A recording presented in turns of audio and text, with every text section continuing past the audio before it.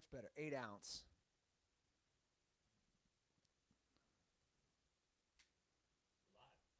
Nice. Nice.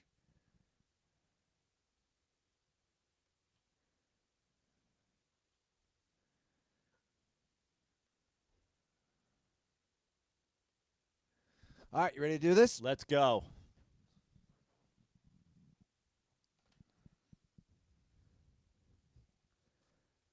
Welcome to the Dirty Sports Podcast. I am your host, Andy Ruther, coming to you live from the Smut Studio in Venice Beach, California, with my co-host, Joey No Chill Prano. Hello, Andrew.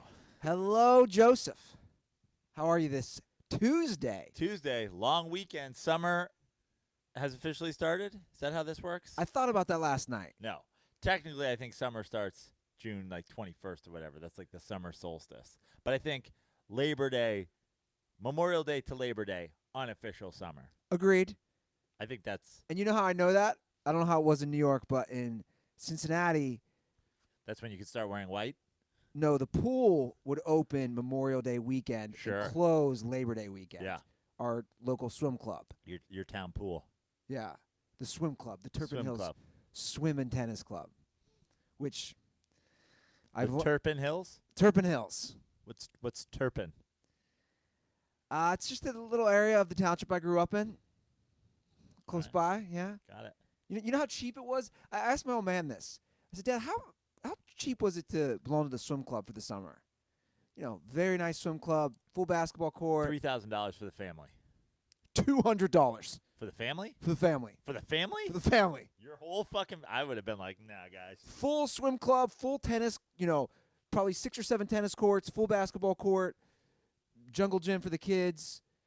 Not only did they have a full pool, they had a high dive, a full area for diving boards, a kids pool up top, full concession, like $200. For the family, that's wild. There's, 7 of you? Yeah, It's crazy.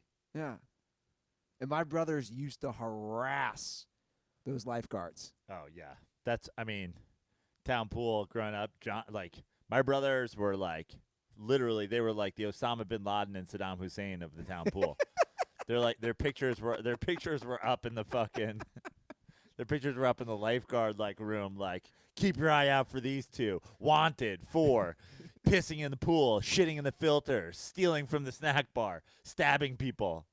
I can vividly remember as a kid being in swim lessons, probably 5. My little brother was maybe 2.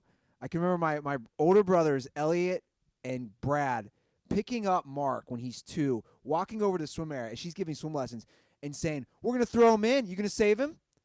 So the lifeguard, just holding up my brother, fake, like they're going to just drown him. My brother John ran a fight club out of the locker room. He was basically running human cockfighting. Unbelievable. He would go out, so him and his buddy would go out. They'd pick a kid that was bigger than Mikey, and they'd be like, "You see that kid over there? He called you a homo." And he'd be like, "What?" He'd be like, "That kid called you a homo." And he'd be like, "I'll fuck kick his ass. Do you want to fight him?" And he'd be like, "Yeah, I want to fight him." And then he'd bring Mikey in to the locker room to fight kids that Mikey didn't know John had insulted on his behalf, and he would take bets in the form of snack bar candy. And then Mikey would bite and eye gouge people, grab their junk, and those kids would tap. John would take the winnings, and Mikey would get a cut of the candy. Unreal. He was running a human cockfighting ring with my brother. At the pool. Yeah. What was the pool called? Bedford Village Town Pool. Unbelievable. I love that the monetary value is snacks. Oh, yeah. Totally. Yeah. Well, I think I've said this before. My brother Brad was always a great swimmer, but he refused to put the Speedo on. That's funny. Refused. So he'd always have Umbros over the Speedo. Until what? He got on the blocks? No, he never. He would swim in the shorts. The Umbros over the Speedo. I mean, how gay deep down is your brother? How that's the most closet homosexual stuff I've ever heard. It's I'm not doing that. That's gay. Refused. From when he was a kid through his last day swimming.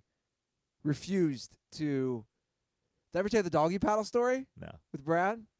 So they had a relay record that was going to be broken. You know, whatever our swim league was. There's probably 6 or 7 swim clubs. They had a relay record that was going to be broken, and our coach at the time, I think he might have been actually University of Cincinnati swimming coach, and then he became, just the pool coach in the summer because he probably didn't have work in the summer. Anyway, he was so stoked because they had a great set of 4 guys to break the relay record, and they had it all set to go, and Brad was the anchor, and when Brad jumped in, because he had beef with this guy all summer, like he would always throw Brad out of swimming practice, so Brad just never went. Brad jumped in and doggy paddled the entire 2 laps just to piss him off and to not break like an all-time record. Yeah. And the dude just lost his shit. Savage. Wild. Absolutely wild. But you had a good weekend, right? I had a pretty good weekend, yeah. I think the sun, we were finally getting a little sun. We had We had a little rain. Sunday. Yeah. But, man, I told you over text, this volatile weather. You're like, this volatile weather, I'm moving. I was like, where are you moving that has less I was like, what are you moving to, San Diego? And then it was raining in San Diego this weekend. Yeah. I said I might as well move back to Ohio. Yeah. I don't think that's the answer. Yeah. You're like, if I'm going to have the volatile weather, I may as well eat at Applebee's every day. Yeah, true. So the Warriors are going to face the Raptors, Joe. The Bucks they just couldn't close it. The Bucks never lost more than 2 games in a row the entire season. Yeah.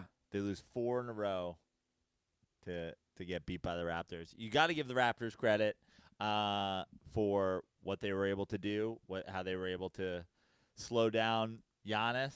Kawhi certainly playing to another level than he's ever played at before. And, props to Toronto. I just think it was a lack of experience. Yeah. From Milwaukee, their stars. How old is Giannis at this point? 23 or something? 24. 24. It's great when you gotta have a guy like that, and like we always go back to LeBron. It's great when a LeBron style guy like, oh, I'm the most talented overall player in the league. I'm like Giannis. He's like probably going to be the MVP, probably going to be defensive player of the year, blah, blah, blah. It's great when that guy can also just like mature at a crazy rate. But look, the Raptors have one of the best wing defenders. The Raptors have a good, overall team defense, and I think it was just inexperience. Not figuring it out. And that was what I said. My fear was in a Bucks Warriors series was the Bucks just go stagnant too often for how high-powered the Warriors are, and it bit them in the ass in this series. I still believe, and I know Raptors fans, the whole country of Canada, is going to lose their goddamn mind. I still believe, and the reason I was rooting for the Bucks is the Bucks just have more firepower from a roster standpoint. Yeah. So what I thought that they would give the Warriors a better series than the Raptors, but they didn't get through the Raptors. Well, obviously there's a lot of things at play here for the upcoming finals. But before we get to that, I think you're right, inexperience. And I think it showed in Game 6. They have a 15-point lead. The big thing is, and I was watching Kenny Smith talk about it, and he's so right, it's so important to close out quarters. They didn't close out the third quarter. Yeah. They let that 15-point lead get under 10. And that's a huge momentum thing, and that's basically what happened. Like you said, they would go stagnant, MIA as a team, not hitting their shots, not scoring points. But hats off to the Raptors. I mean, they won 4 in a row. I didn't think they could do it. You have so many off-and-on guys outside of Kawhi. You don't know which Kyle Lowry is going to show up. You don't know which, what's the guy? Pascal Siakam. Yep. You don't know which one of him is going to show. Like Ibaka. Gasol. Like, yeah. Danny Green went, like, complete, like. I don't know where he's lost. He's on a milk carton. Yeah. Danny Green's missing. Yeah, that's why I still think, from a consistent, like, from a consistently good performances, I think that the Bucks were, more primed to beat the not beat the Warriors, but give them a better series. And it all starts with Giannis, and he sort of, I think his inexperience showed in that series, whereas Kawhi obviously has tons of experience and was able to thrive.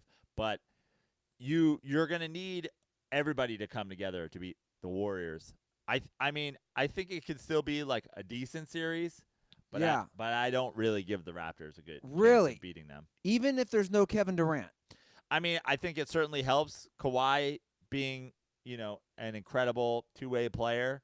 He's going to be able to neutralize at least one of those guys for the most part, and that all depends on how they decide to use him. If they decide to keep him on Klay the whole series, or does he neutralize Draymond at times, who a lot of their offense runs through? So yeah, not having Kevin Durant certainly helps. I just don't think it's a great series. I don't think they're playing a 7-game series with or without Kevin Durant.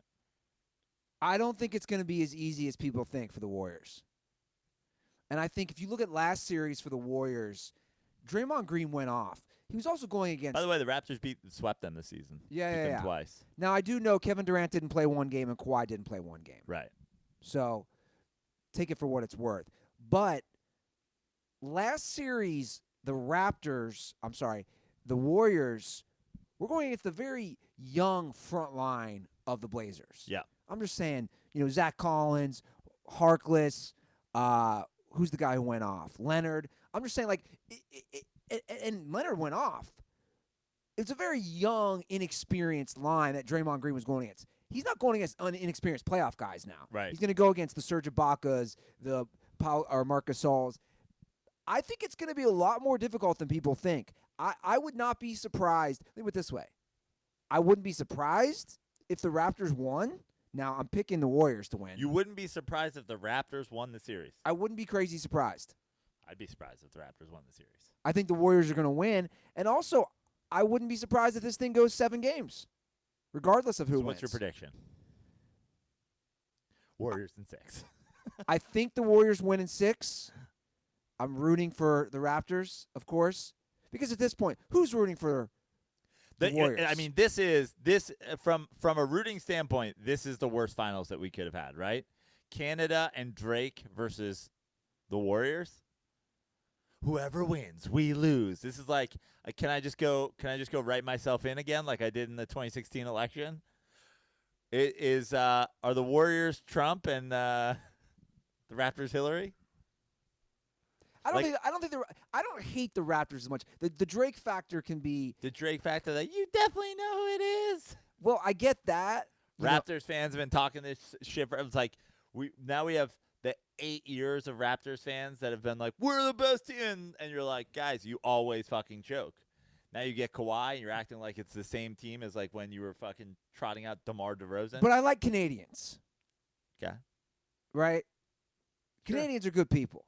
I like Canadians. Overall, that's a country of people, very nice people. I mean, I'm rooting for the Raptors too, for sure, but I don't feel great about it. That home court could play a huge advantage. I mean, if they can take the first 2, I mean, we got ourselves a series. Yeah, but geez, that's certainly asking a lot. Taking the first 2 games from this Warriors team in the NBA Finals. Durant, he's not going to Toronto. Yeah. He's not playing the first 2 games. Boogie might be. I saw that. But there's so many storylines that I love about this though, because we have this discussion nonstop. Steph, KD without KD. If the Warriors don't win, here we are again with the whole Steph discussion. And if they do win, then where does it kind of leave Kevin? Like Kevin Durant, there's no way he stays if they win. And also the Kawhi factor. If Kawhi's got to stay regardless, right? I think he does. Now they're talking about Kawhi and Dine. Have you seen this? No, what's this? What? You haven't seen this? Wait, the video of his sister? Kawhi and Dine. There's a sticker that restaurants in Toronto can put on their door that says Kawhi Leonard eats free here. Kawhi and Dine. I love it. Yeah. It's a sticker of It's a sticker of Kawhi Leonard's face, and it says Kawhi and dime. I feel like Kawhi Leonard, he's such a simple guy. I I I feel like when he goes out to eat, he's the guy who gets the burger with just ketchup. Yeah. You know, like he's a very simple man. He doesn't need much. He's like, "Can I get a burger, no bun, just ketchup?" And they're like, "You just want a patty, no cheese." Yeah. Like, you just want a patty with ketchup on it? Yeah.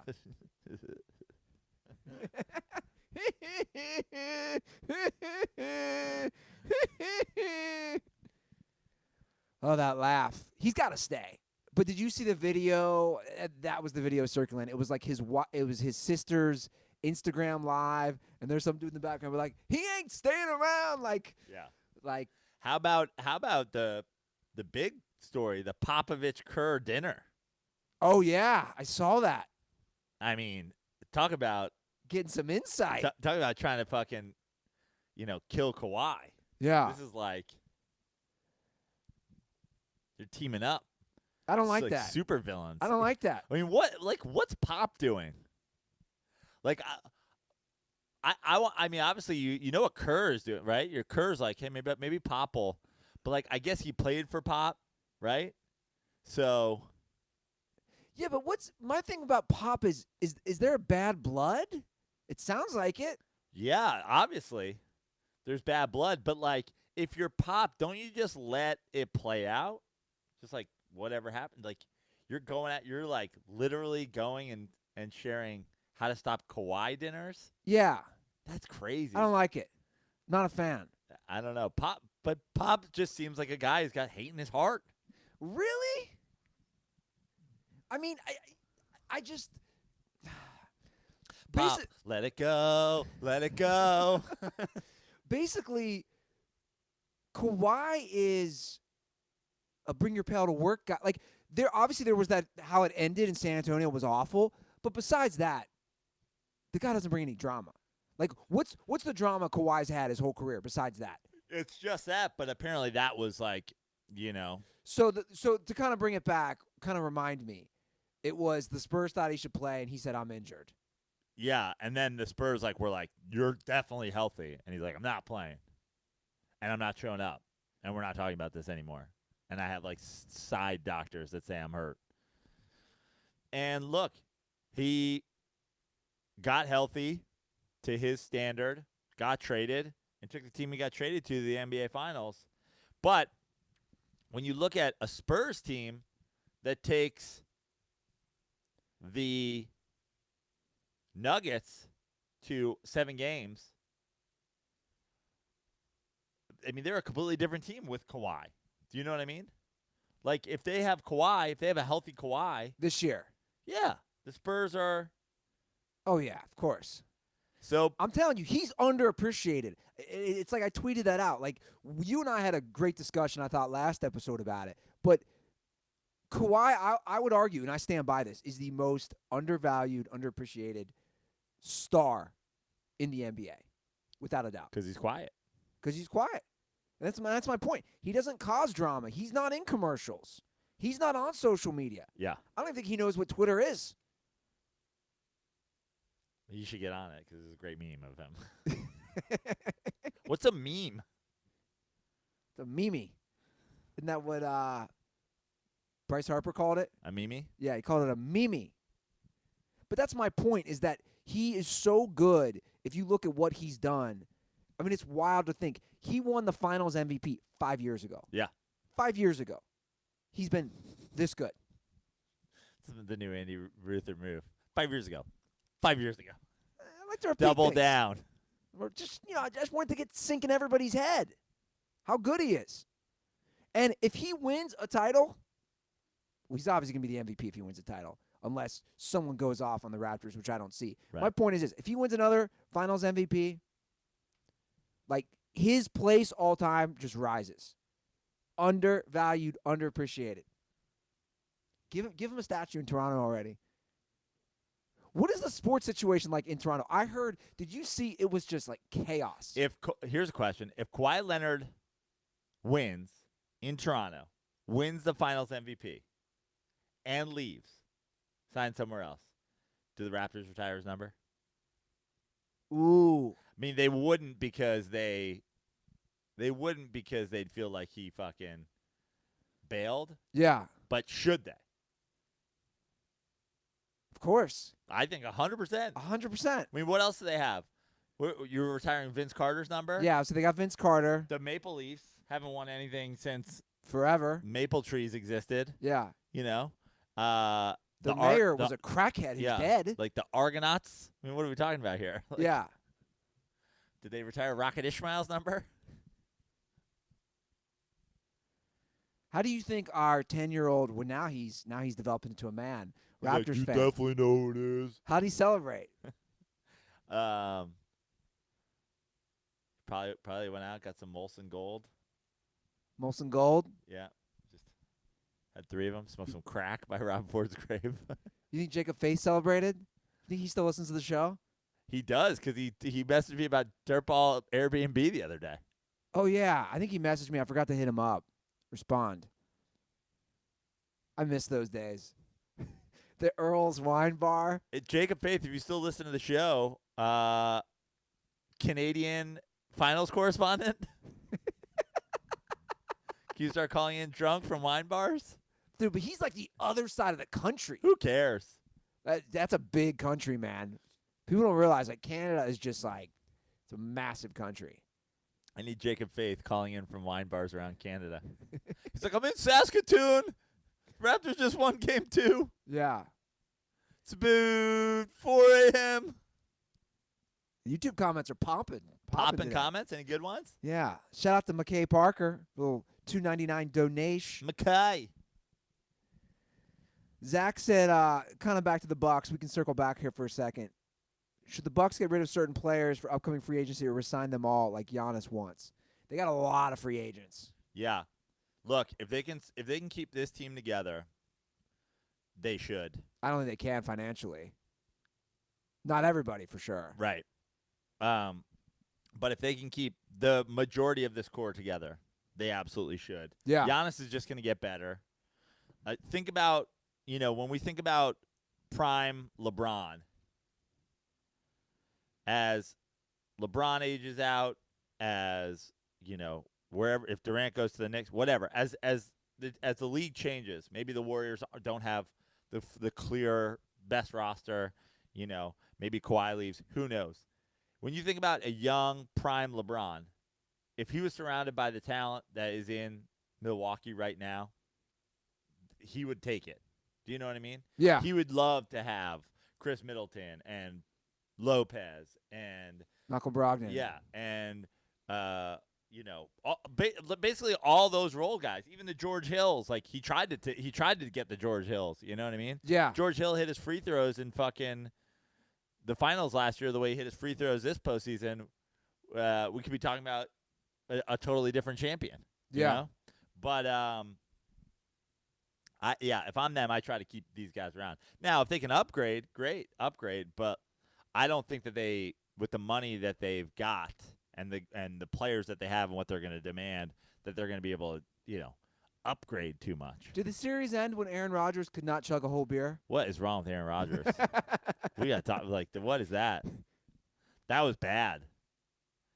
First of all, the other guy, David Bakhtiari slammed 2 of them that were gigantic. He's the road lineman, right? Yeah. The Packers. And then Yelich came back after. Yeah. Aaron Rodgers got fucking embarrassed. It was pretty bad. Also, what was wrong? If he's drinking beers, how are you not able to finish a chug? Especially on television. Like the other day, remember when I tried to go 1.5 here? Yeah. If that was on the Jumbotron, I'd have put it down. Yeah. Suspect. He couldn't drink a whole beer. Suspect. Very suspect. Not clutch. No. Un-goat-like. Not clutch gene at all. Yeah. Actually, that's one of the more telltale signs of, questionable behavior from Aaron Rodgers that I've ever seen. I'm more worried about the Packers' future after that than I've been at any point during any of his injuries, during any of his playoffs. You're saying that holds more weight than the recent Bleacher Report story that went in depth about his relationship with players and coaches. Way, way, way more important that beer chug because like whatever, like players crazy. They wrote a book about the Jordan rules. Like fucking sometimes the best, highest paid players don't get along with the fucking whatever. But like maybe the fact that your O lineman's sitting across the arena from you, right? They were like on opposite sides of the court. But I think that's part of the shtick. That wasn't the first time they did that. I don't know if you noticed that. They've been doing that back and forth with chugging beer across the court. I don't know, Rodgers, man. you suspect. All right, let's pop back in the comment section here real quick. Katie Cunt, I'm sure that's not your real name. If Klay goes to the Lakers, do they win the finals next year? There's a lot going on there. Yeah. First of all, they'd be incredible. Like Klay Thompson is like kind of a perfect fit for the Lakers. Fit for a LeBron. Yeah. Robin. So how would that starting lineup look? You'd have LeBron, Klay. Yep. Depends who they give up. Lonzo. I mean, why do they have Klay's a free agent. Okay. They wouldn't have to give people up. Ingram. Fuck Ingram, man. So who's coming off the bench? Kuzma? Yeah. That'd be a nice little 6-man. Yeah, for sure. Or you play, I guess those guys are interchangeable about who you have coming off the bench. But no, like it's so hard to say because we don't know where anybody's going, But Klay Thompson is a fantastic fit for a LeBron James wingman. Plays defense, lights out shooter, can create on his own, can take over games when LeBron gets rest. It'd be incredible. Is NBA free agency the best sports free agency? Of course. NBA free agency is lit. It's not even close. I mean, here's a question for you. When does NFL free agency start? I don't know. When does Major League Baseball free agency start? I don't know. When does NBA free agency start? Like when the season ends. It's like July 1st. Yeah. Like July 1, NFL's all right. Like I put NFL number 2 as far as excitement. Yeah, man, there's going to be a lot of it's like this every year. Yeah. A lot of moving pieces in the NBA. So you're saying, let's make our predictions. What are you saying? I'm saying Warriors in 6. I'm saying Warriors in 6 without Kevin Durant. I'm saying with KD, Warriors in 5.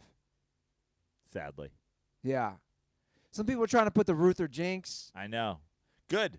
Congratulations to the Raptors, world champions. People are trying to already blame the St. Louis Blues losing that first game on me.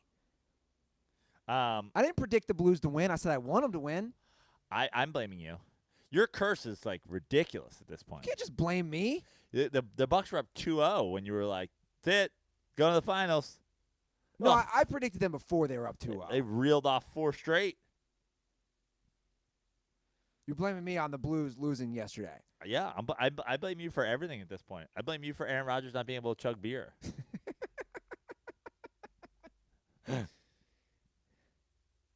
I saw they sold out. This is really cool, actually. In St. Louis, I'm blaming you for my career, by the way. Like I spend so much time with you, and here I am. This is it. This is where I top out. What? You get your fucking stink all over me. I did go to both of your Just for Laughs. Have you heard anything? No, not yet. Let's hope. Can you imagine if my comedy is the one thing that breaks the Ruther curse? Oh my God. Well, that would be it. If you make it to Just for Laughs, and I attended both of those shows, that means it is more powerful. Even though Tug didn't laugh at a single joke. But yeah. No, I'm kidding. I'm kidding, Tug. But you've said I'm not going. You said I'm not going to get it, so that's good. I never said that. God damn it! I'm trying to reverse the curse here. Come on, Ruther. Damn it! You can't force me to say things I don't want to say. I know. That's didn't work with the Rockets. That's part of the Ruther curse. Yeah. You can't force it out of me. It just doesn't work that way, Prano.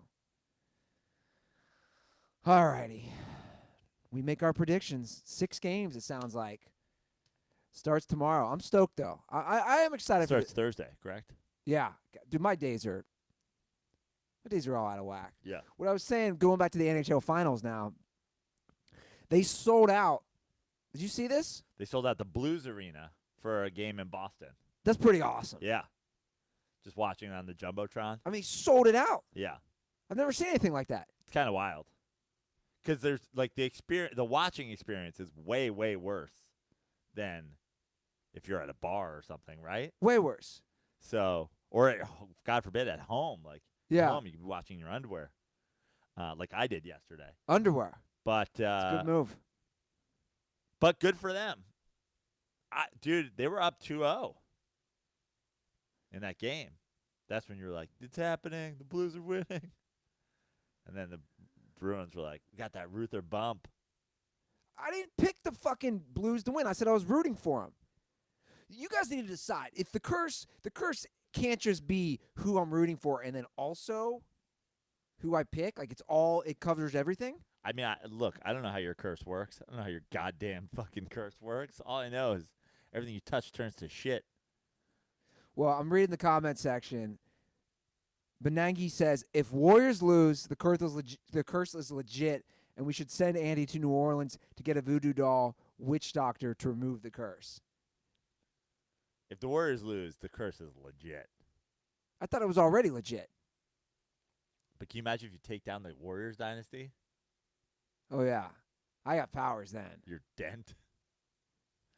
People start asking you. People start paying you to like predict things against them. Set up a booth in Venice Beach. Yeah. Make it happen. You'll never get another job, sir. He's like, thank you. Thank you.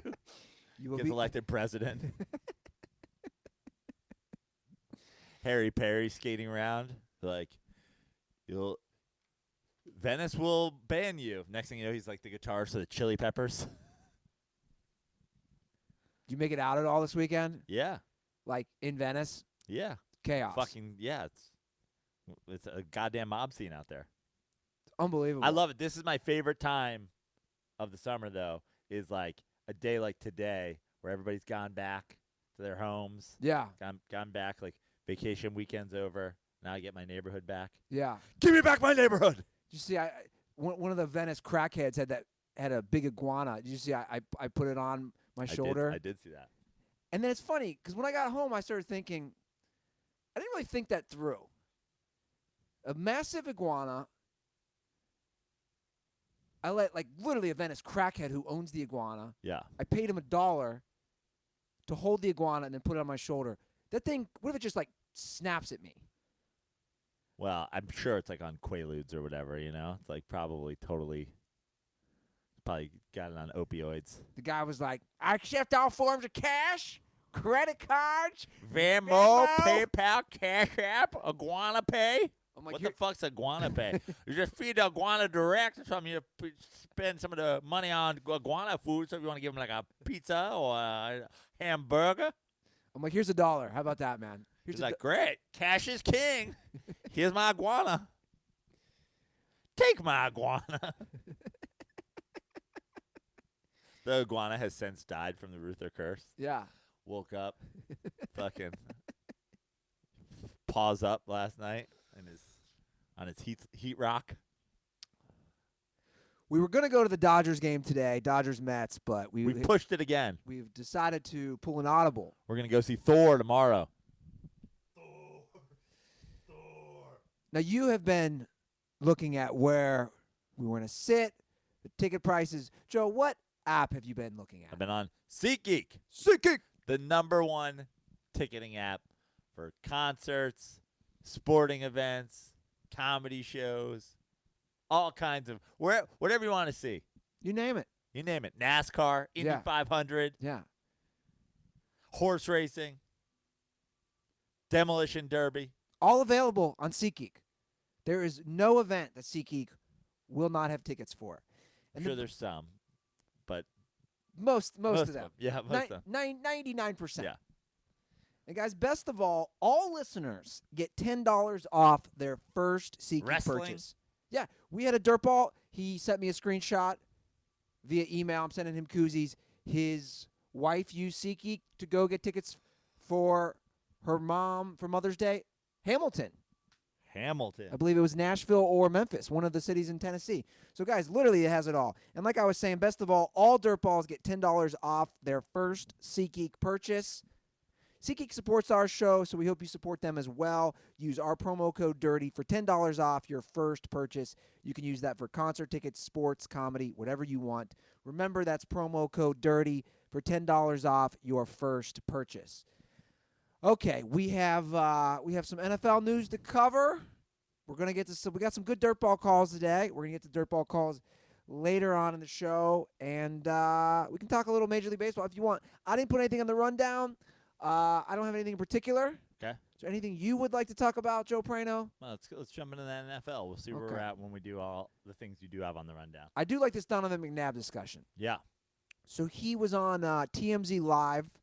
Donovan McNabb is just Donovan McNabbing. He's Donovan McNabb, professional attention whore. Is he? Yeah. He's always making some fucking hot take claim. So you don't like him?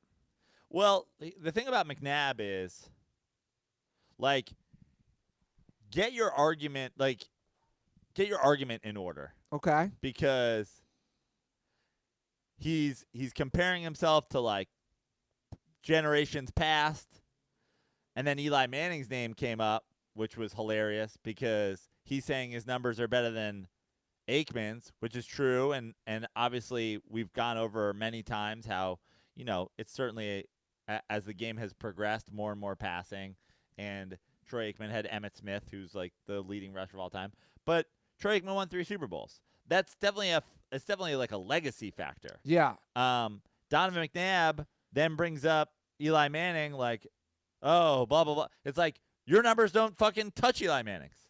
Well, let me just read. So let's start there. Let me just read his quotes. Yeah. And I watched the video. Again, he goes on TMZ Live, and he says that he's a Hall of Famer. And he says in these words, "I'm not hesitating on that. I am a Hall of Famer. My numbers speak for themselves. They don't. My numbers are better than Troy Aikman's. Okay. But he has Super Bowl rings, and he played with Hall of Famers as well." Right. So the problem is he keeps moving the goalpost for whoever he's comparing himself to. He said Emmitt Smith. He said Michael Irvin. He said this. He said Deion. You know what I mean? Who are the my point is, keep Eli Manning's name out your mouth. Who are the Hall of Famers Eli Manning played with?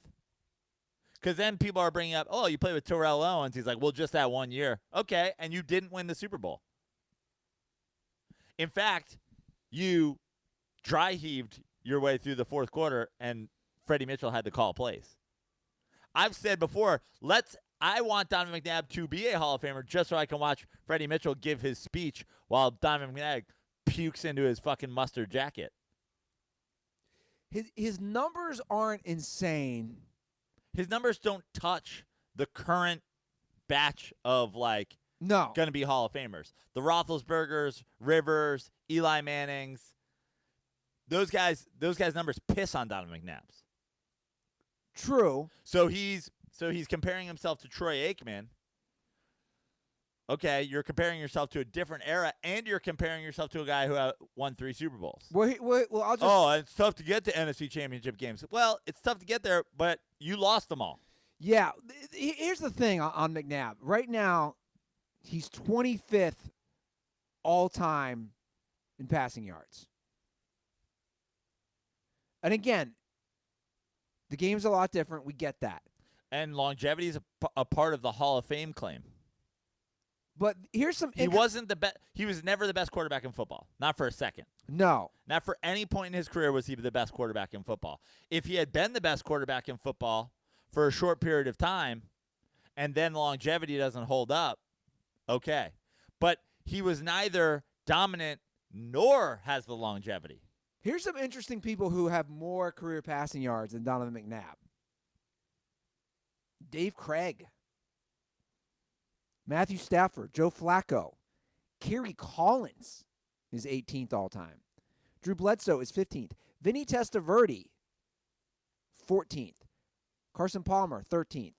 And then, of course, we get into a lot of today's modern current players, from the Matt Ryans to the Rivers to the Eli's to the Big Ben, Brady, blah, blah, blah. So he's 25th all-time, and He was. Here's the thing about McNabb. And in 5 years, he'll be 35th. Here's the thing about McNabb. He definitely turned around. Like, the Eagles pre-McNabb, then they get McNabb, they were always a perennial contender as McNabb was their quarterback. So I think that has to be said and that has to be appreciated, that they were always in the thick of it. But you are right. They'd always get to the NFC Championship game, and they could never get over that hump except once when they added T.O. So I don't know, but let me bring you this though, Prano. They were probably usually the underdog, I assume, too. Or no, were they? I don't know. They lost that Bucs game at home. Yeah. I don't know if they were the favorite that game. I'd assume they were the favorite. The home game against the Bucs, yeah, I think they were favorite. In cold Philly. I'm sure they were the underdog when they lost to the Rams in St. Louis the year the Rams lost to the Patriots. I don't know exactly how many times they were the underdog, but couldn't you make the same argument? Because you and I have done this with Mark D'Antoni, saying, well, he never, we're going to appreciate what he does to get him to the finals, but my argument is then he's never made it to the finals. Can't that same thing kind of be said with Donovan McNabb? Sure. That's fine. But it's who he's comparing himself to. Like, his talking points are guys. Eli Manning was the underdog in both of those games and in both of his NFC Championship games and in multiple playoff. He won fucking 8 road games, or 7 of his 8 wins in those things were road games. He was an underdog against the fucking 15-1 Packers. He was like, don't compare yourself. Don't use your talking point as guys who did the things that you were unable to accomplish. Well, let me ask you this. I think. Okay, let me ask you this. Okay. Is Donovan McNabb better than Troy Aikman? No, I was just going to. Donovan McNabb better than Eli Manning? Hold on. I was just going to go to the Troy Aikman one. I find the Troy Aikman discussion, I do find it interesting. Troy Aikman, let's not forget, not only did he have Emmitt Smith, he had Michael Irvin, he had Alvin Harper, he had Jay The best offensive line. He had a great defense. I was just going to say that. The best offensive line. Jay Novacek. He had So Daryl why Johnson. would you throw the ball that much? I agree, but that's what I'm getting to. If you take Donovan McNabb's skill set and you put him on those Dallas Cowboys teams, does he or does he not vomit in a Super Bowl? I don't know. Does he win 3 Super Bowls? I would argue he does. Okay. I would argue that Donovan McNabb wins just as many Super Bowls as Troy Aikman. And in fact, I could argue maybe a lot of quarterbacks do. Because like you said, they didn't have to throw the ball that much. Right. They were stacked. Those Cowboys teams were absolutely loaded. Sure, but that's okay. Now we're just doing the Tom Brady argument, and Tom Brady, the majority of the people call him the GOAT. You're a Tom Brady is the GOAT guy. Put Donovan McNabb on those Patriots teams. I waver. Well, first of all, the Brady is the GOAT. I always go back and forth on that. To me, it's tough to decide. But the bottom line is there's no doubt about Tom Brady's a Hall of Famer. Sure. Right? There's no doubt about, and a big part of that is the Super Bowls when it comes to NFL quarterbacks. The Super Bowls are important. You're by far the most important player on a football team. You can say whatever you want about how good teams are, how bad teams are, or whatever. It's like you had the Patriots on. You had a chance to beat the Patriots. Sure. The report that came out from that Super Bowl is you were physically choking, and you lost that Super Bowl. Yeah. No one has ever once said anything other than Eli was dumb confident. Just give us a ball, chance to win, end of the game.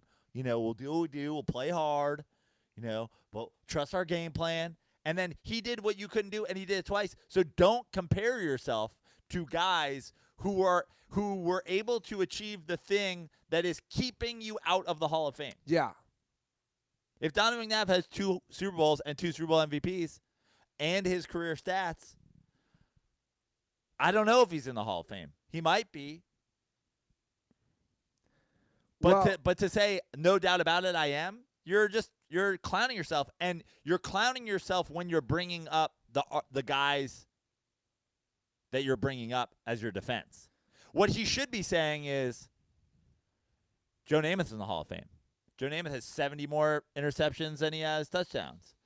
What he should be saying is, Warren Moon's in the Hall of Fame. But Warren Moon shits on him in passing yards. Okay. I mean, it's not even close. But the argument against that's the thing is, at least take the talking points. Like, Warren Moon has one more victory in the NFL than he has losses, I think, or one less. Like, he's got a 500 record. Like, use the talking points that people are using to discredit why guys should or should not be in the Hall of Fame. But don't bring up Troy Aikman and Eli Manning, because that's dumb.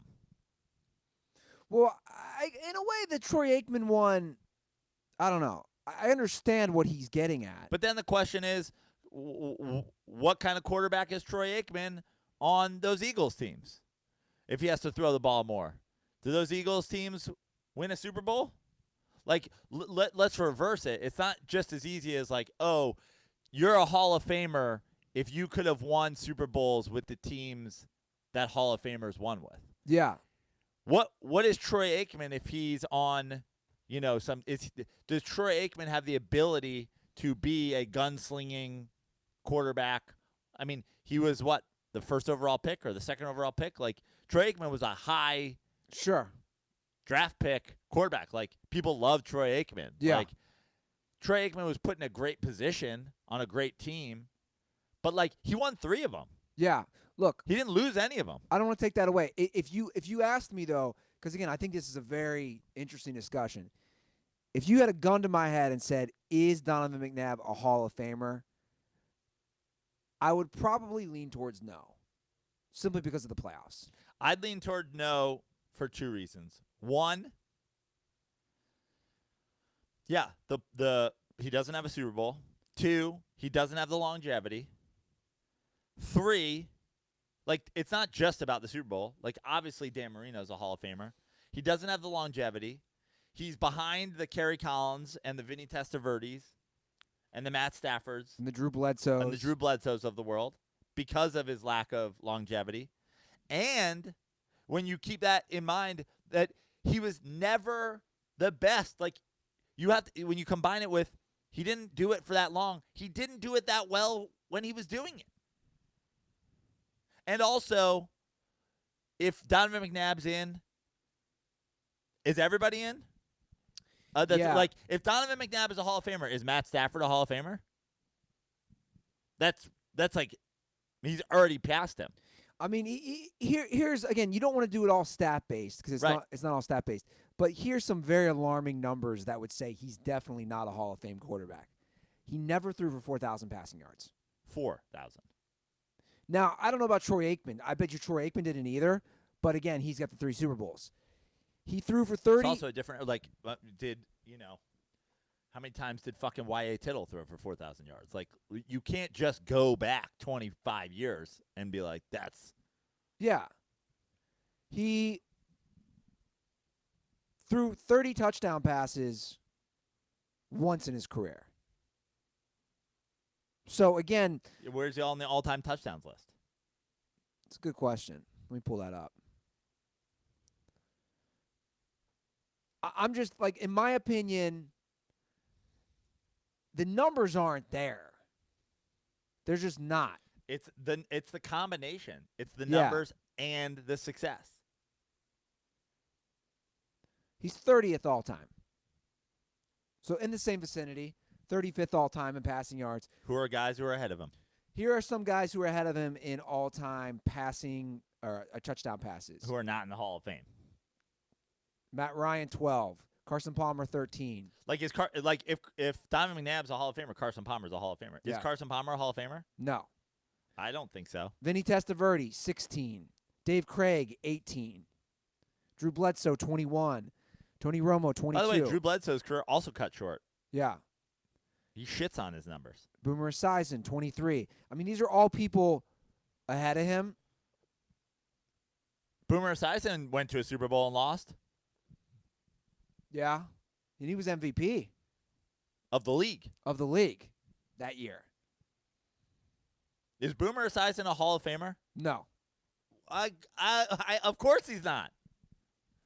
And they're right around. By the way, it's interesting that you bring up Boomer because they're in the same vicinity for passing touchdowns and yards. And they both made a Super Bowl, and they both lost to Boomer's 20. and they both lost to at the time the greatest coaching, at the time the most successful quarterback playing. True. This is actually interesting.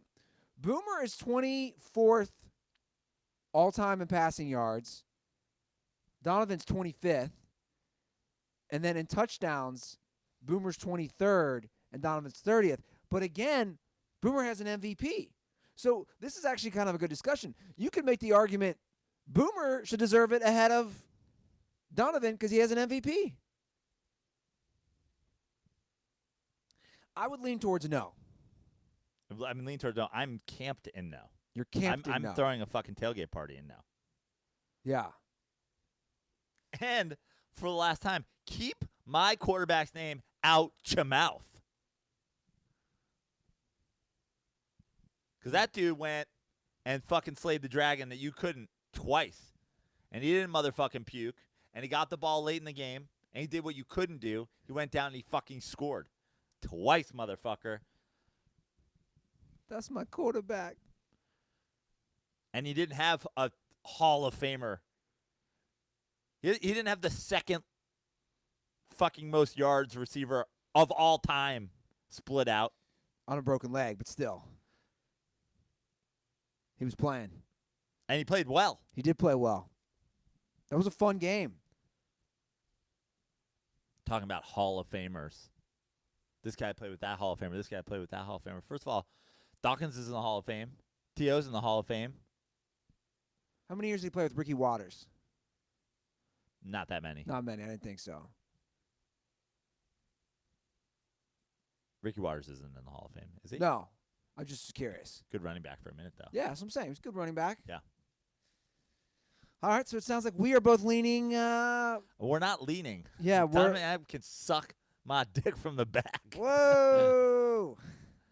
Keep my fucking quarterback's name out your mouth. Yeah, when you really look at it, and we didn't really get into playoff numbers, I pulled him up. You know, he's 9-7 all time in the playoffs, 24 touchdowns and 17 interceptions. You know, nothing really stands out. I mean, you remember that Bucks game? Yeah. That was the year. What I remember that was the year the Bucks won the Super Bowl. And granted, their D was fucking stacked. But I remember up until that game, there was that stat that Tampa Bay had never won a playoff game when the temperature had gotten below a certain point. Right, and it was fucking freezing in Philly. Exactly. So they leave Florida, they go up to Philly, and they waxed them. Those are games you got to win if you want to be Hall of Famer. What about Richie Incognito? Is he in the Aaron Hernandez Hall of Fame? He's never won it.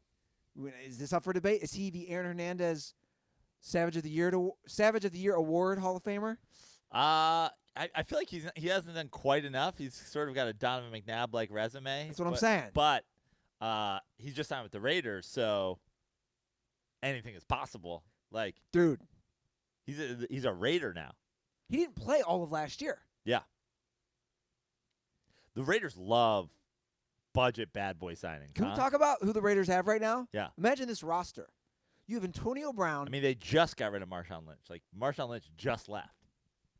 They have Antonio Brown. Yeah. Vontez Burfict. Yeah. And Richie Incognito. And Jamarcus Russell. Did they sign him? No, they didn't. They should. He could be a fucking defensive tackle. Fat. Fucking drunk on lean. I mean, the last I heard from Richie Incognito was that he worked for the NSA or the NSA was following him. Like, he went like full-fledged.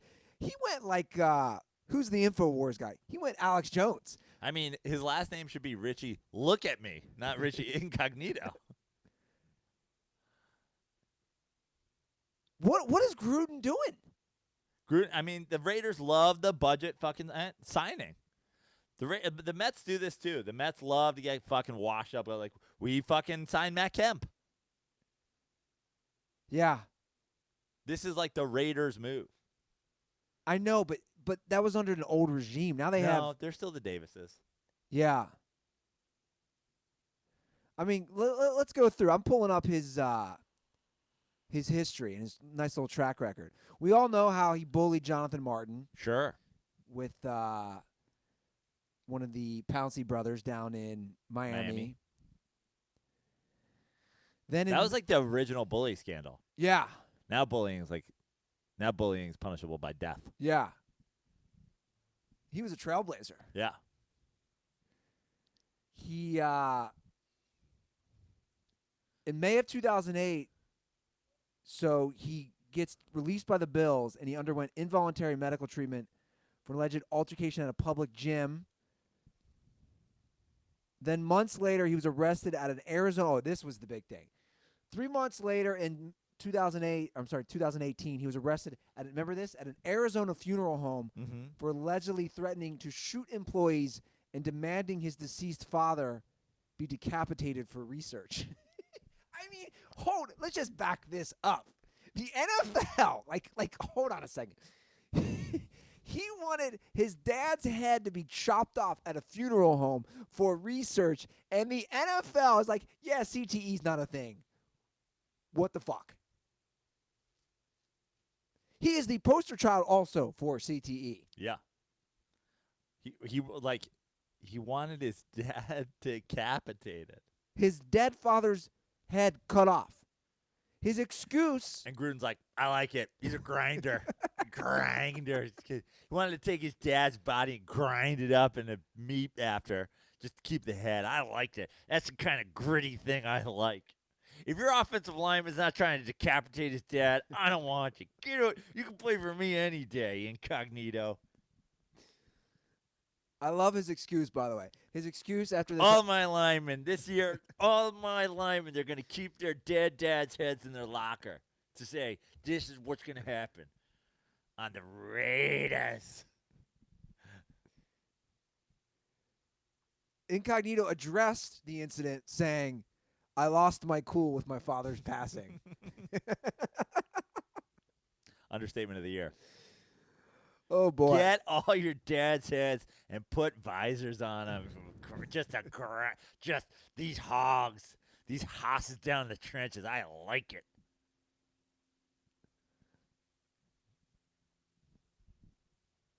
The Raiders are going to Raider. Yeah. So Raiders. What place do the Raiders finish in the AFC West next year? Last now. Like you're signing Richie Incognito. I mean, what are we talking about here? If you haven't tried to decapitate your dead father, I don't want you.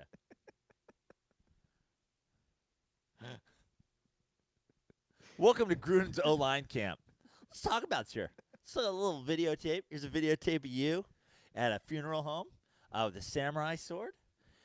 You knock over the one undertaker. You kick his wife in the chest, and this is where we don't have sound, but this is where you demand to decapitate your father. What was going through your mind here?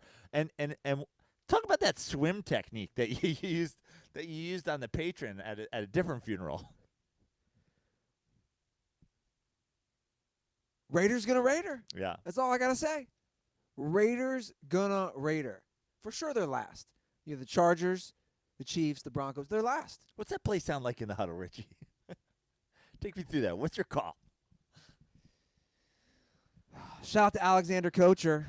$9.99 donation. Get 2 Dodger dogs at tomorrow's game on me. A donation. Thank you. Thank you, sir.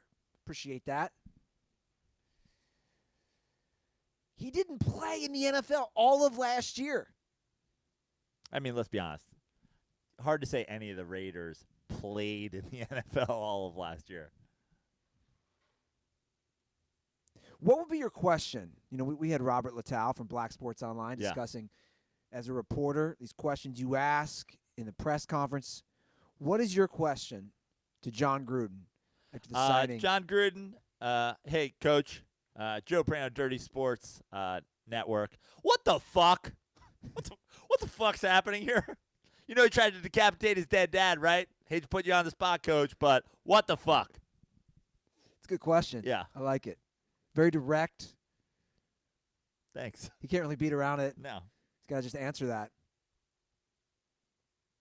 Coach, when you signed Incognito, did you think at all about the time that he assaulted an Undertaker, tried to decapitate his dad? Was that a factor at all? Lost my cool. Yeah. Never heard it in that instance. Maybe got angry, yelled at somebody, driving, lost my cool. Yeah. Yelled at somebody across. Never have I tried to decapitate somebody. For research? For research. What is the research that Richie... You just see Richie Incognito in his basement lab, his dad's head in like a fucking formaldehyde jar, scraping off pieces of his dead dad's forehead, looking at under a microscope. Yeah. Put that in a petri dish. See fucking Richie Incognito ordering petri dishes on Amazon? I just picture this 300-pound, 6'6" O-lineman in a massive Just lab holding coat. his dad's head by the hair, just like, what are you doing? Researching. Research. What's that? His spinal column? I'm just picturing he's got family over for the game last year. You know, he's not playing, so he's got people over. So somebody, don't go in there. Somebody opens the door. Don't go in there. Doing research. It's not finished. What? Why is there a head on your mantle? That's what happens when you snitch. What? Snitches get stitches. Except they don't get stitches because they just cut their heads off. We need to give them a, hold on a second, leaf blower. Leaf blower. We run a professional show over here. Yeah, we do. We need to get a Hard Knocks is what I was going to say of the Raiders. Who is it this year? Do we know? I don't know if it's been decided. We don't know if it's been decided? I'm going to look it up.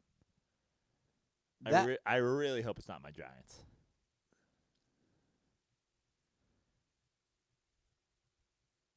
You got to be kidding me. Is it the Raiders? Is it? This came out 10 days ago. No, 13 days ago. Ranking NFL's 4 likeliest Hard Knocks participants. Oh, this is for watchability. Redskins, Raiders, Giants. It goes Lions, Giants, Redskins, Raiders. In terms of watchability, from Yeah. 4 to 1. Yeah. And then somebody did a Twitter poll, and the Raiders won in a landslide. Yeah. The Giants were last. I would view the Giants last in that, too. In terms of What I'd want to watch. Yeah. Especially with Odell gone. I mean, you sign Incognito? Are they going to go? So if the Raiders got, dude, I literally have tears. I'm laughing so hard. If the Raiders get Hard Knocks, does HBO address what we've been discussing the last 10 minutes? Like, do they address? You try to chop off your dad's head at a funeral home. Some Game of Thrones shit. That's a good Tried crossover. to chop off my dad's head. Put it on a steak. By the way, I rewatched the last episode last night. Yeah. I want to rewatch it. Give it a week. See if my opinion has changed. Hasn't really changed. In fact, I don't think it's as bad as everybody thinks. I agree with you though. Grey Worm, fuck him. Yeah. I don't like that, but like Old dry humpy. I actually like how it ended. I'll go that far. Because no one saw it coming. And there's hangers. I like the hangers. There's hangers? What do you mean? Like there's things that we don't know? Yeah. Yeah. It's the same way with Sopranos. We don't know what's happening to Jon Snow. We don't know what's happened to Arya. There's all these questions. We don't know. I like that. It's up for the viewer to decide. I like that. You like that? I like that. All right, you want to get to some dirtball calls? Sure. Before we do that, Joe, as you throw on the headphones, I just Cat. want to say, I can even tell right now, your mustache is looking fresh. Thank you, sir. I cleaned it up last night. Yeah. I shaved last night myself. Can you tell? I Before can. bed. Yeah. Got a nice fresh shave. What razor did you use, Andy? Harry's. I also used Harry's. I used that 5th trimmer blade on the top part of my mustache. Mustache just strong compliments lately. Yeah. And I've just been saying, Harry's Razors, promo code DIRTY. Yeah. I scream that at people when they go, "Hey man, nice mustache." You should. Harry's. But next time you promo tell them code dirty. harrys.com. /dirty. Yeah. Yeah. That's better. It's a little better. It'll get you that trial set. What is the trial set these days? Let me tell you about the trial set. It's a $13 value that comes with everything you need for a close and comfortable shave, that weighted ergonomic handle, a 5-blade razor with a lubricating strip and trimmer blade, that rich lathering shave gel, and a travel blade cover. Listeners of Dirty Sports can redeem their trial set at harrys.com/dirty. So make sure you go to harrys.com/dirty to redeem your offer and let them know I sent you to help support the show. Okay, it has been a minute since we've done Dirtball calls. It's been like a week, right? Been a minute. Just that. It's been a whole week since we've done the Dirtball calls, and I want to get some of these out of the way. And let's start it off with a little intro. Let's do it. Dirtballs, dirtball calls. Yeah. Dirtballs, dirtball calls. Dirtballs, dirtball calls. We got the dirtballs, dirtball calls. We got to give a shout out to our boy Double D. He was in Indy 500. And, you know, he left some live calls from the Indy 500 that I'd like to play. You can hear the cars zooming around in the background. Good little atmosphere. So let's get to those. What's up, boys? Your man Double D from Indiana, live from the Indianapolis 500. Honestly surprised to have service right now, but it's awesome. Hope you can hear the cars in the background going here. The rain held off. Something that happens here in Indianapolis. The rain always holds off. Mother Nature knows they have a deal with IMS. I'm drinking a Natter Day. Just wanted to check in and give an update. This is day 4 for me. Started Thursday. Hard day was Friday. Legend Day was Saturday. Sunday here. Have not left the track for 4 days. It's called glamping. It's a thing that we do here in Indianapolis. So just wanted to check in, boys. I have no idea what the score of the Eastern Conference Finals is. I hope that the Raptors somehow went through, but honestly, I feel like the Bucks are going to win. So I really don't know what the score is. I've not checked in a while. But anyway, cheers, and check in on the Indy 500. Condoms are for Boilermakers. Number 1 Indy 500. Thank you, Dan. I'll tell you what. Sounds like fucking Star Wars Episode 1. It sounds like there was like pod racing in the background. Yeah. Zero. You know what's crazy, though? His call during the Indy 500 is probably still better than 90% of the Dirtball calls. Yeah. Sorry, dude. I was like, I was laying down in a porta-john. Why? I don't know. It's where I get the best service. 4 days. Yeah. Wow. But it's just a one-day race, right? R.I.P. liver. Yeah. Was it glamping? Glamping. Sounds like a sexual term. It's glamorous camping. It's glamour camping. Is that what they call it? Yeah, but that's what you call it when you go to like a $4,000 a night yurt, you know? I don't think living in a fucking RV at a racetrack's glamping. What do we know it's a nice RV, though? Maybe. Yeah. That'd be fun if you had a nice RV going around the country. I was thinking about that. For sure. Like you see those I would love the RV travel. Oh my God. I've always kind of had a dream to RV travel. Like you see those. I was driving up north on Sunday, and I was in Ventura County. You see those nice RVs. Yeah. Just pulled up on the beach. Yeah. You hear the ocean at night, bro. Brah. Little ocean weather RV brah. Glamping. I like it. It's not camping, it's glamping. Okay, remember Crazy Eye Sam Bradford? Yeah. He's back. Where do we? Oh, Crazy Eyes Sam Bradford. We met down in Arizona. Yeah. Old Crazy Eyes.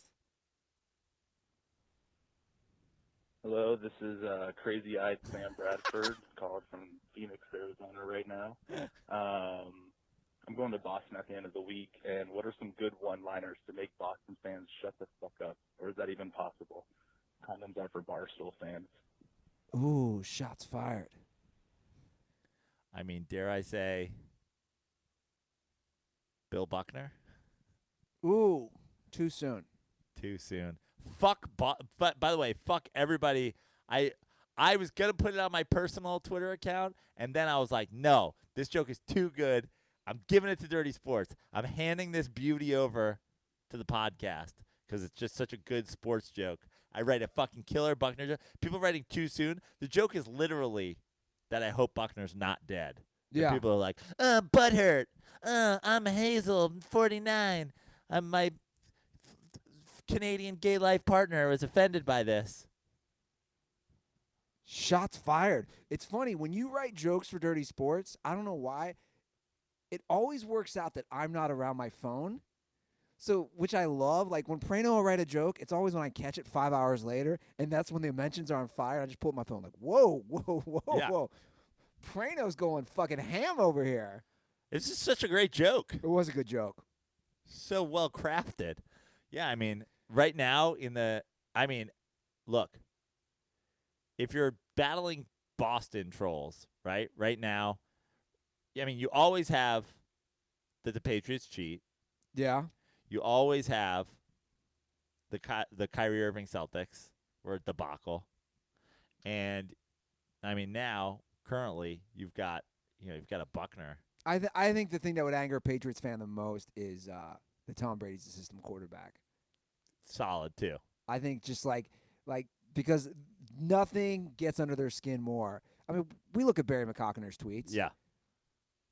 Like that just gets everybody fired. It's so up. funny because that's like if you know and care about it's like kind of a compliment. It's a compliment to Bill Belichick. But it's kind of a compliment to Tom Brady too. But then people like take it as offensive because Boston fans just can't accept not calling Tom Brady the greatest of all time. Yeah. Like Tom Brady is a system quarterback. You could argue a lot of guys are though. Sure. I mean, if you really want to fire up Boston fans, you wear a shirt that says Tom Brady's a system quarterback. Yeah. Wear that to the Bruins game. See what happens. Your eyes might look a little crazier after that. Crazy Eyes Sam Bradford's one of my great nicknames so far. We had Fat Jason Kidd, Crazy Eyes Sam Bradford. Yeah, that's those guys are both in the Hall of Fame nicknames. Yeah, I agree. I still have one of his edibles, by the way. He gave me. Eat the edible, Andy. Well, it's in my edible tin with all my other edibles. In my edible tin. Prices went up on those, by the way. Edibles? They're adding another tax. I went and I got them this weekend, and my tin of gummies was $21. And I said to her, It used to be 18. exactly. And I said, oh, these went up. And she's like, oh, look at the taxes. And I look at my receipt. They added some. Well, they actually charged $2 more, which she didn't mention, and they added an excise tax. Excise? What does that even mean? I don't know, but it was $1.50. Okay. Still gets bang for your buck. One gummy for me. Woo! One gummy for me, and I'm decapitating my father with a samurai sword. Basically. All right, so we have a follow-up call about Aaron not eating the Pizza. Great. This is an interesting one. In fact, I think this guy is extremely high when he leaves this, so let's play it. Yo, Dirty Sports Podcast. Huge fan. I'm a friend of a fan who got on the show earlier. You said he sounded like he was in a 10-foot bong. Yeah, little throwback. But I heard you two and Aaron talking about pizza. And Aaron only eats the toppings. Well, I have a friend who will take all the toppings off because he hates fucking cheese. Won't eat anything but the bread and sauce.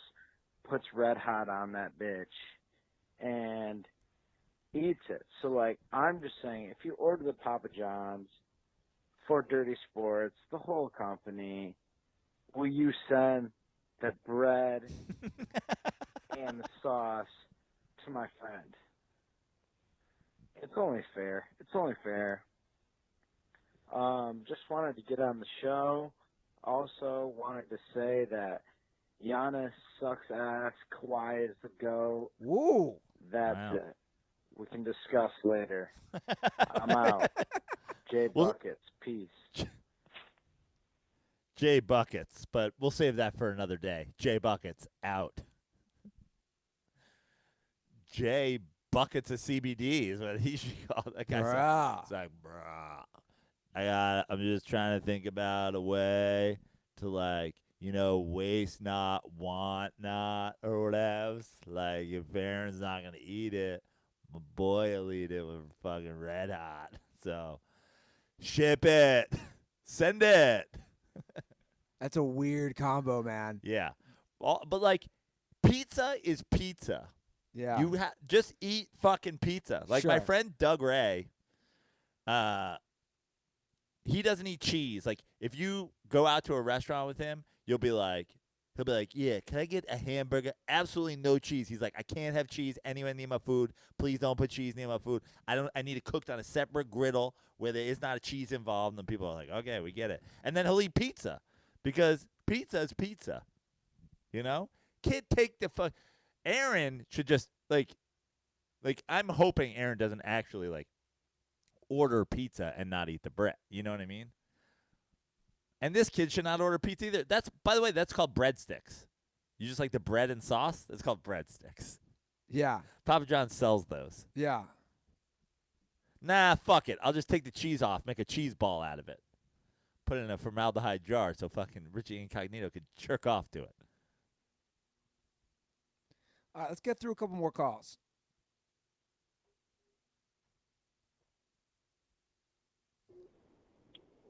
Hey, fellas, it's you.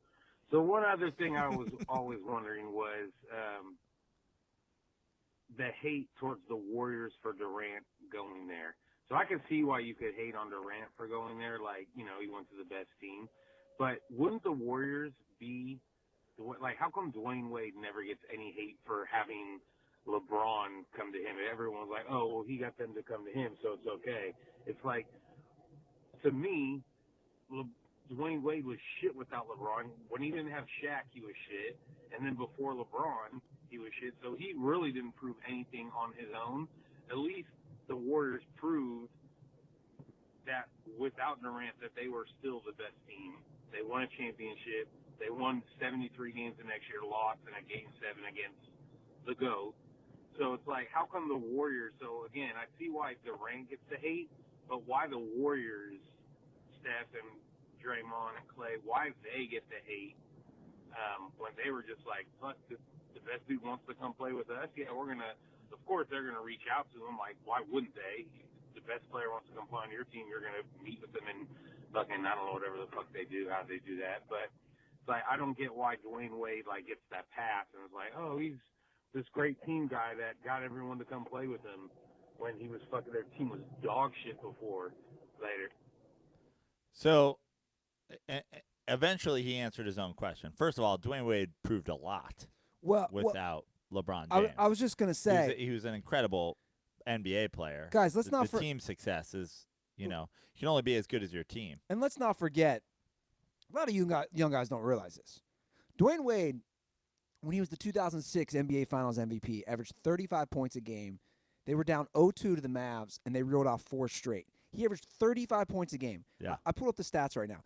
The second highest scorer that series for the Miami Heat was Antoine Walker at 13.8 points, and then Shaq at 13.7 points, then Jason Williams at 8.8 points, then James Posey at 7.3 points. So my point is this. But forget, that's great. But also, like, Dwayne Wade was, in the MVP conversation for years when he's in Miami by himself. That's what I'm saying. My point is he dominated that series as a Finals MVP.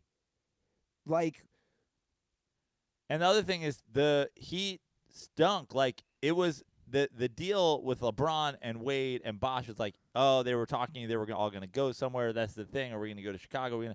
But, like, they went to Miami because Pat Riley and Dwayne was already set up there and blah, blah, blah. But the reason, and you eventually said it, is that they proved they could win. So what people have to remember about the Warriors is they proved they could be the best team in the regular season. They won a championship, but they went to 6 games with LeBron, Dellavedova, and Mozgov. And I think that they knew that they fucking got lucky with the injuries that year. I think they knew with what LeBron did in that finals that they could be a team that has incredible regular season success and then hits the GOAT buzzsaw in the finals, which they did the next year, by the way, when they had to come back from down 3-1 just to beat Kevin Durant and then lose to LeBron James. So they definitely saw that they were susceptible to losing. And the problem is, the reason the Warriors get heat is because the jokes on the internet, it's pretty much a fact that Draymond Green made a tearful phone call to Kevin Durant from the parking lot following a Game 7 loss. They essentially, whether you like it or not, begged the guy who almost beat them in the playoffs to join them so that they could beat LeBron James. They were a 73-win record-breaking team, and then they recruited the second-best player to beat the best player. They have it's not really a conversation. It's kind of a fact. The Warriors were afraid of LeBron James. And they went out and they got, it's like, you can say good on them and now they have a dynasty, but the bottom line is the Warriors deserve the heat because you guys can win the 73 wins and you can win the championship against the thing, but when instead of having what can we do to attack LeBron differently, and what are we going to have this, Lakers, Celtics, 80s back and forth battle with this team? No, we're not. We're going to beg the second best player in the world to come here so that we can dominate. Good for them. It worked. And everybody fucking is happy except Kevin Durant, who's trolling people on the internet for saying he's a bitch, and Steph, who's, complaining that he's underrated, and Klay, who's rolling his eyes when he doesn't get fucking on the All-NBA team. And, good for them that they have the championships, but the reason that there's so much, drama in all of their personalities is because they all know what they did. Yeah. The snake, Kevin Durant, joined a 73-win team, and the 73-win team begged Kevin Durant to join them. They all flew to the Hamptons. They all, Steph wasn't just yo, man, we're winning no matter what. We're going to win the championship. We can beat LeBron. If Kevin Durant wants to join the party, then Kevin Durant can join the party. No. The fucking Hamptons 5 got on a fucking flight, and they all went there, and Draymond was like, I'll call him from the parking lot, and I was crying, and now we're all going to go to the Hamptons, and I promise I won't kick anybody in the nuts next year. Let's go. That's the reason they get the hate. Yeah. Exactly. I really don't think there's a comparison. There's just not. And I do like the point of the Cavs win 2 games without, Kyrie and Kevin Love. And he's playing with, come on, guys. I mean, look, the hate comes down to the team that won the most games ever in a season stood up on soapboxes and said, we can't beat LeBron James. Please come help us. And I don't think people like that. Let me put it this way. We've never seen that. We haven't. This is true. We've never seen that in sports ever. We've never seen that. We just haven't. You've never seen it in any sport of the team who wins the most games and adds the second best player. I don't even know what the equivalent would be. I'm trying to think of the 2008 Patriots when they lose to the Giants. What's the equivalent of the Patriots adding somebody? By the way, no single player. Football's different. Yeah, no single player. But it would have been the equivalent would have been if the Patriots added, first of all, somebody from their rival, right?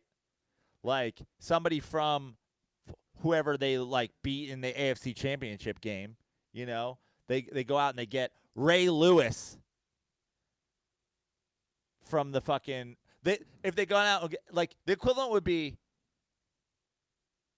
they get Ray Lewis and Ed Reed from the Ravens. Yeah. the Ravens are like, we're not going to do it. We tried.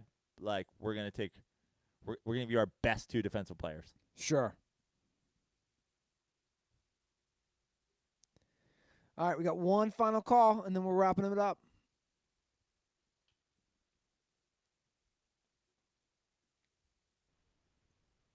Joe, Andy, number 1 farmer DirtBall. Jay, calling about Wisconsin fans. I left a call, but it was too harsh, honestly. I compared them to Kobe Slippers. No one deserves to be compared to Kobe Slippers because they're all fucking idiots. But Wisconsin, you salty bitches, you. Whether it's basketball, baseball, or football, if you're doing good, you're on top of the fucking world. And if you're doing bad, you won't even have some banter about it. You just shut down. Oh, it's disgusting. You're just the most bitter fucking people ever when you lose. And with Minnesota, we don't win much, but when we do win, we won the axe this year. All you do is throw the past at us. Man, you didn't have the axe for 17 years. Yeah, it don't fucking matter. We won it this year. And that's all we got to be proud about because our fucking football program sucks here in Minnesota. And the Vikings beat the Packers. Well, we got more Super Bowls than you guys. You guys haven't won shit since whatever it was, 2009? And neither have we. But when we beat you, at least let us brag a little bit. You guys are just fickle. Fickle is what you are, Wisconsin.